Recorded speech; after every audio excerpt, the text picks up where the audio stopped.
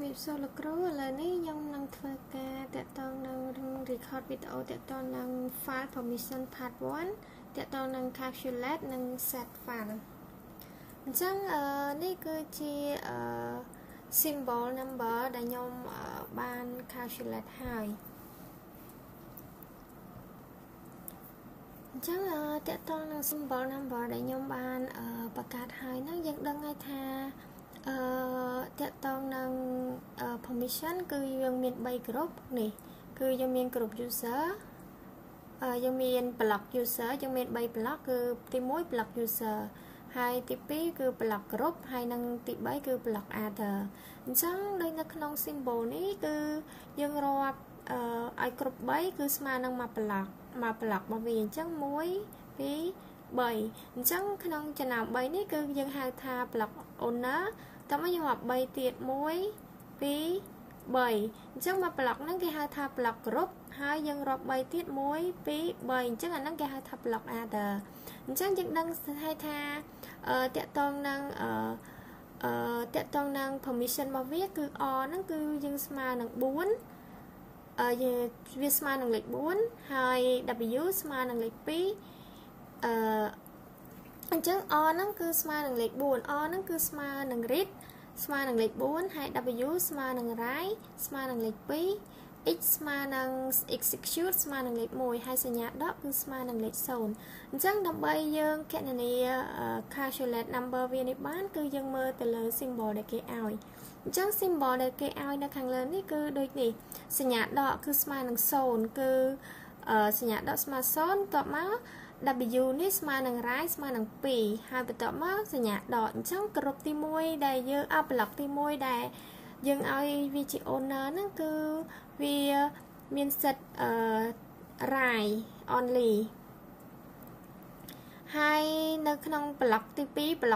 នេះគឺ group នេះគឺមានអក្សរ O ដែលមានលេខ4នេះដែលមានលេខ4បូក0បូក0អញ្ចឹងគឺ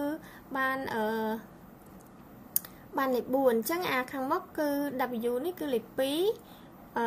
បូក2បូក0អញ្ចឹងវាបានលេខ2អញ្ចឹងនេះ block ទី1គឺមានលេខ2ហើយ block ទី2គឺមានលេខ4ហើយ block ទី3នេះគឺ0បូក0បូក1គឺ execute នឹងស្មើនឹង1អញ្ចឹងគឺដាក់លេខ1នេះអញ្ចឹងយើងបានលេខ241ហើយអាខាងក្រោមនេះដោយសារតែជិតទៅលីលុចគឺវាមាន3 block វាមាន block owner block group ហើយនិង block other ប៉ុន្តែនៅខាងមុខនេះដោយសារតែឃើញវាមានដល់តែ10ខ្ទង់វាមិនមាន9ខ្ទង់ដូចឥឡូវអញ្ចឹងខ្ញុំអត់ដឹងថារបៀបនៃការអានហ្នឹងគឺយើងអានមិនទេដោយសារតែវាលើសខ្ទង់អញ្ចឹងខ្ញុំក៏សម្រេចចិត្តខ្លួនឯងគឺខ្ញុំដាក់សិតឲ្យមួយហ្នឹងគឺ full access គឺខ្ញុំឲ្យ7បីដើមអញ្ចឹងមានន័យថា full access ឬក៏ full control ដែល user នឹងប្រើប្រាស់ហ្នឹងហ្មងទៅហើយលេខ2នេះគឺលេខ3នេះគឺវាមានទាំងអស់9ខ្ទង់គឺវាមានស្មើនឹង3 block អញ្ចឹងគឺ block នេះគឺ block ទី1 block owner គឺសញ្ញាដកនេះគឺយើងឲ្យវា0បូក0បូក0ស្មើ0 block ទី2 0បូក0បូក0ស្មើ0ហើយ block ទី3នេះគឺ R right read នេះគឺមានលេខ4បូក0បូក1អញ្ចឹងវាស្មើនឹង5អញ្ចឹងឥឡូវយើងកុំឲ្យខាត់ពេលយូរដោយសារតែខ្ញុំបាន calculate រួចរាល់អស់ហើយតាមលេខខាងក្រោមនេះហើយលេខណាដែលខ្ញុំអត់ដឹងថានឹងត្រូវអានមិនគឺខ្ញុំដាក់សិតឲ្យវា full access ហ្មងទៅគឺ7 3ដើមកន្លែងនេះមួយទៀតដែរអញ្ចឹងឥឡូវនេះខ្ញុំនឹងធ្វើការចូលទៅកាន់system របស់យើងហ្មងដើម្បីធ្វើការដាក់ permission ឲ្យវាហើយនឹងត្រូវទៅ set folder ឲ្យ student folder នេះគឺ folder student ពី1ដល់10ហើយនឹង folder teacher ផងដែរអញ្ចឹងឥឡូវនេះគឺខ្ញុំបានបង្កើត folder មួយគឺតាក់ទងនឹង code permission អញ្ចឹងឥឡូវនេះខ្ញុំធ្វើការចូលទៅកាន់ code permission បន្ទាប់មកខ្ញុំធ្វើការ create folder ដែលមានឈ្មោះថា student 1ដល់ student 10 chẳng đầm bay bạc cát folder bán cứ nhôm thở cho tập khăn folder năng muối tạm má nhôm ấm khe đĩa tạm má nhôm đặt mua folder cứ student nhưng mà student là sao student là sao tôi tất student hai nhôm ba curly bracket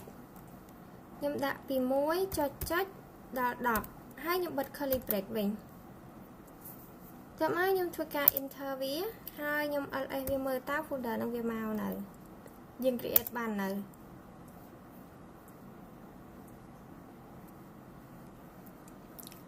chẳng chẳng là lớn nhôm bạc cát folder bàn hai cứ nhôm bạc cát folder student 1 đó student 10 nè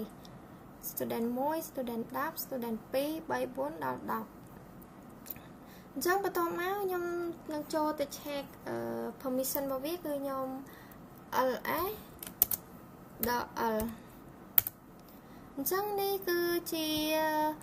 permission default bảo viết cứ bây giờ dùng bạc cát folder máu cứ viên năng miền permission default bảo viết đại miền asort đi phím mục này cứ smart năng directory cứ smart năng folder directory này smart folder hai viên miền set W này cứ viên miền set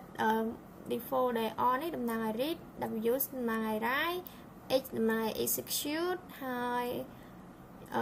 nhìn chẳng tầng chắc là lớn đấy dương năng thơ ca lập biệt ở trong ca change permission bảo viện chắc là lớn làm bài change permission cứ dân pra comment mũi cứ comment c ch điền chắc ch mà làm bị change hai một chắc nhóm năng pra comment c1 ấy hai nhóm năng vai nhóm năng cho comment để toàn năng đôi lực nông đi phơi dứa để dừng bàn calculate number hai chắc nhóm student 1 ấy student 1 ấy không permission viết cứ nhóm đã si ấm và tọa máy nhóm vai lấy viết cứ pi rồi xài sập muối hai nhóm đã mua folder cứ student chàng chắc nhóm student 1 chắc nhóm năng thua ca interview hai nhóm thua ca tầm permission via về cứ ls đó chàng chắc này dân khơi nha tha permission default về tập 4 cứ về trên bài này bàn tay nó pe để dân pra comment change permission viết về trên đôi giờ vậy để dân trong bàn này cứ dân miền đi ní cứ smart directory folder nó cứ tạm mát cứ sinh nhật đó hay tập máu read xong tàu ráiហើយសញ្ញាដកបន្ទាប់មកសញ្ញាដកហើយបន្ទាប់មក x នេះគឺវាដូចនៅអ្វីដែលលោកគ្រូបានឲ្យមកអញ្ចឹងយើងដឹងហើយថា user មួយហ្នឹងគឺ student 1 ហ្នឹង owner មានសិទ្ធិ write ហើយ group មានសិទ្ធិ read ហើយ other មានសិទ្ធិ execute អញ្ចឹងឥឡូវនេះខ្ញុំនឹងធ្វើការ change permission ទៅលើ student 2 រហូតដល់ student 10 តាមរយៈ symbol និង number calculate ដែលខ្ញុំបានធ្វើរួចរាល់ហើយនេះអញ្ចឹងខ្ញុំនឹងធ្វើការទៅ say comment សិនខ្ញុំសុំ skip ហើយនៅពេលខ្ញុំ say comment ហើយខ្ញុំនឹងបើក live វិញចាអញ្ចឹងឥឡូវនេះខ្ញុំវាយ comment តទៅនឹងការបដូរ change permission អញ្ចឹងគឺនេះខ្ញុំវាយក្នុងលេខ2នេះដែលខ្ញុំឲ្យ permission វាគឺ7 3ដើមគឺ full access គឺ permission វា full access ដោយសារតែអានេះវាឡើងទៅដល់10ខ្ទង់ដល់ពេលអញ្ចឹងខ្ញុំអត់ដឹងថាយើងត្រូវកាត់របៀបម៉េចអញ្ចឹងខ្ញុំក៏ឲ្យវាទៅជា full access ហ្មងទៅចាអញ្ចឹងនេះstudent 2គឺខ្ញុំឲ្យវា full access ហើយ student 3គឺវាមាន number វា005 student 4គឺវាមាន114ហើយ student 5គឺវាមាន222 student 6វាមាន446 student 7 គឺវាមាន114 student 8គឺវាមាន706 student 9គឺវាមាន041និង student ចុងក្រោយគឺខ្ញុំឲ្យវា full access ដូចគ្នាគឺ student ទី10នេះអញ្ចឹងខ្ញុំនឹងធ្វើការ enter វាមើលបន្តមកខ្ញុំ ls ដល់ l អញ្ចឹងនេះឥឡូវខ្ញុំនឹងធ្វើការផ្ទៀងគឺយើងបើយើងមើលយើងផ្ទៀងទៅគឺនៃទង់ទី1គឺវាមាន w r x គឺដូចគ្នា student 1 អញ្ចឹង student 10 ហើយនិង student 2 គឺខ្ញុំដូចជំរាបលោកគ្រូគឺខ្ញុំឲ្យវា full access permission វា full access អញ្ចឹង student 3អញ្ចឹងយើងចូលទៅមើល student 3វា005នេះគឺវាមានrx អញ្ចឹងអានេះ rx ដូចគ្នាតមក student 4 គឺ xxr អញ្ចឹង student 4របស់យើងនេះគឺ xxr អញ្ចឹងគឺ xxr ហ្នឹងមានន័យថា owner មានសិទ្ធ execute group មានសិទ្ធ execute ហើយ other មានសិទ្ធ read បន្ទាប់មក student 5 គឺយើងមាន w អញ្ចឹងមានន័យថា owner មានសិទ្ធ write user សំដៅ group មានសិទ្ធ write ហើយនិង other មានសិទ្ធ write ដូចគ្នាអញ្ចឹងដល់ student 6 គឺ rrw អញ្ចឹងនេះដូចគ្នា rrw ដែលមានន័យថា owner មានសិទ្ធ read group មានសិទ្ធ read ហើយ other មានសិទ្ធ read ហើយនិង write តបមកនៅ student ទី8នេះគឺយើងឃើញហើយគឺ rwx rw នេះគឺ rwx ហើយនឹង rw ដែលមានន័យថា owner គាត់មានសិទ្ធ read write ហើយនឹង execute ដល់ពេល group គឺគាត់អត់មានសិទ្ធអីទាំងអស់គឺសញ្ញាដកទាំងអស់នេះគឺគាត់អត់មានសិទ្ធអីទេហើយ other គាត់មានសិទ្ធ read ហើយនឹង write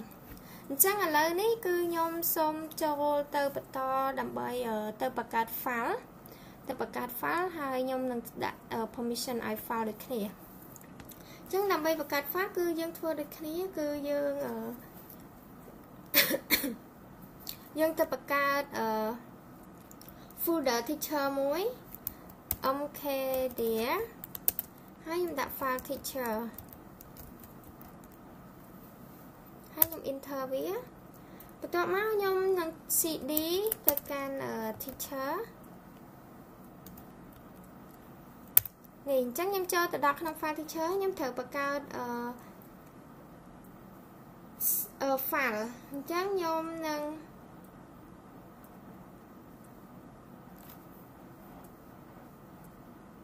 អញ្ចឹងឥឡូវនេះខ្ញុំបានបង្កើត file teacher មួយបន្ទាប់មកខ្ញុំធ្វើការ cd ទៅកាន់ teacher ហ្នឹងហើយបន្ទាប់មកខ្ញុំធ្វើការបង្កើត file មួយដែលមានឈ្មោះថា teacher1.teacher10 អញ្ចឹងខ្ញុំ enter បន្ទាប់មកខ្ញុំ ls វាមើលនេះអញ្ចឹងយើងមាន file teacher1.teacher10 នេះ teacher1 ហើយ teacher10 ដល់ teacher 9នេះចឹងយើងមាន file 10ហើយគឺ file teacher1 ដល់ teacher10 បន្ទាប់មកខ្ញុំធ្វើការ check permission របស់វាគឺ ls ដល់ l ចឹងនេះគឺជា permission default របស់វាដែលវាឲ្យមកបែបហ្នឹងអញ្ចឹងឥឡូវខ្ញុំនឹងធ្វើការ change permission របស់វាគឺខ្ញុំនឹងធ្វើការ change permission វាមួយសិនចឹងខ្ញុំ change លេខ1សាក់មើលអញ្ចឹងគឺ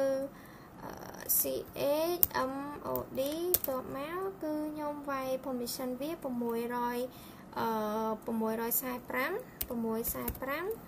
ហើយខ្ញុំដាក់ឈ្មោះ file គឺ teacher1 ចឹងខ្ញុំ ls ដល់ l អញ្ចឹងនេះ teacher1 របស់យើងគឺដូចដំបូង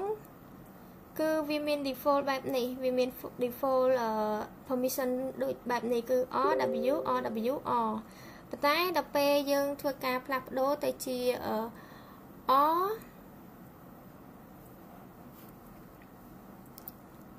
OW ORH អញ្ចឹងនេះ OW ORH អញ្ចឹងនៅកន្លែងនេះគឺមានន័យថាowner គាត់មានសិទ្ធិ read write ហើយ group គាត់មានសិទ្ធិ read only ហើយ other គាត់មានសិទ្ធិ read ហើយនឹង execute អញ្ចឹងឥឡូវនេះខ្ញុំនឹងធ្វើការដែលសរសេរ commando permission ទាំងអស់ហ្មងទៅចាអញ្ចឹងឥឡូវនេះខ្ញុំនឹងធ្វើការ change permission វាខ្ញុំសរសេរ command ដូចលោកមុនដែរគឺ ch mode មុននេះគឺខ្ញុំដាក់ permission លេខ2នេះគឺដូចខ្ញុំជំរាបលោកគ្រូពីដើមអញ្ចឹងគឺខ្ញុំឲ្យវា full access ហ្មងទៅដោយសារតែអានេះវាលើវាមានរហូតទៅដល់10 block អញ្ចឹងខ្ញុំអត់ count វាកើតខ្ញុំឲ្យវាទៅជា full access អញ្ចឹង comment ទី3នេះគឺខ្ញុំ count ទៅវាចែង4ឲ្យ45ហើយteacher 4នេះគឺ525 525 663សម្រាប់ teacher 5 556សម្រាប់ teacher 6 334គឺសម្រាប់ teacher 7 722សម្រាប់ teacher 8 511សម្រាប់ teacher 9ហើយ000នេះគឺសម្រាប់ teacher 10អញ្ចឹងឥឡូវខ្ញុំនឹងធ្វើការ enter វាហើយខ្ញុំនឹងទៅឆែកមើលអញ្ចឹងខ្ញុំ ls .l ចាអញ្ចឹងឥឡូវខ្ញុំនឹងផ្ទៀងមួយគ្នាអញ្ចឹងនេះតាក់ទងនឹង teacher នៅក្នុង file teacher 1នេះគឺខ្ញុំផ្ទៀងឲ្យមុននឹងហើយអញ្ចឹង file teacher 2គឺខ្ញុំឲ្យវា file teacher 2នេះគឺ2ដែលយើងមាន អញ្ចឹងអាសញ្ញាដកពីមុខនេះគឺស្មើឲ្យ file វាមានន័យថាជា file អញ្ចឹង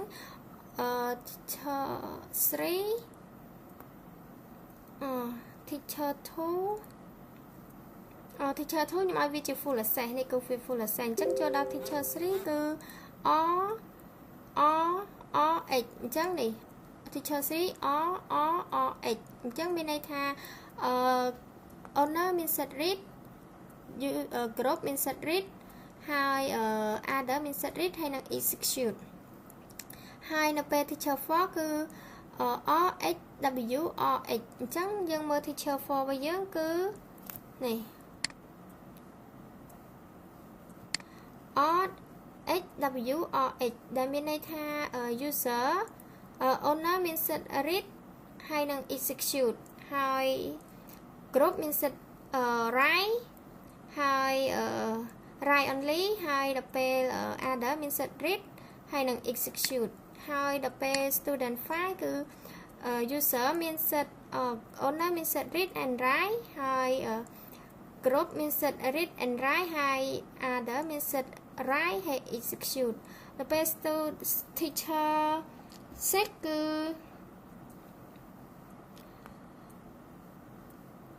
owner មានសិទ្ធិ write ហើយ group មានសិទ្ធិ execute ហើយនឹង write សំទោសuser មានសិទ្ធិ owner មានសិទ្ធិ read ហើយនឹង execute ដល់ទៅពេលហើយ group មានសិទ្ធិ read ហើយនឹង execute ហើយ other មានសិទ្ធិ read ហើយនឹង write ដល់ពេល teacher 7នេះគឺ owner មានសិទ្ធិ read សំទោសមានសិទ្ធិ write ហើយ execute group មានសិទ្ធិwrite execute ហើយនឹង other មានសិទ្ធិ read only student 9 8គឺ user មានសិទ្ធិ read write and execute on group មានសិទ្ធិ write only ហើយនឹង other មានសិទ្ធិ write only student 9គឺមានន័យថា user សំទោស user មានសិទ្ធិ read and execute ហើយ group មានសិទ្ធិ execute ហើយនឹង other មានសិទ្ធិ execute ហើយនៅពេលកន្លែងលេខ10នេះគឺយើងឃើញថាសញ្ញាដកស្មើនឹង00អញ្ចឹងនេះគឺ teacher 10នេះគឺសញ្ញាដកនេះគឺស្មើនឹងលេខ0ទាំង3អញ្ចឹងតកតងនឹងការងាររបស់ខ្ញុំគឺមានប៉ុណ្ណឹងខ្ញុំបានតកតងនឹងធ្វើការ count symbol នេះ calculate number នេះហើយបន្ទាប់មកខ្ញុំធ្វើការ run ក្នុងការ change command permission រួចរាល់ដូចគ្នាអរគុណច្រើនលោកគ្រូសូមជម្រាបលា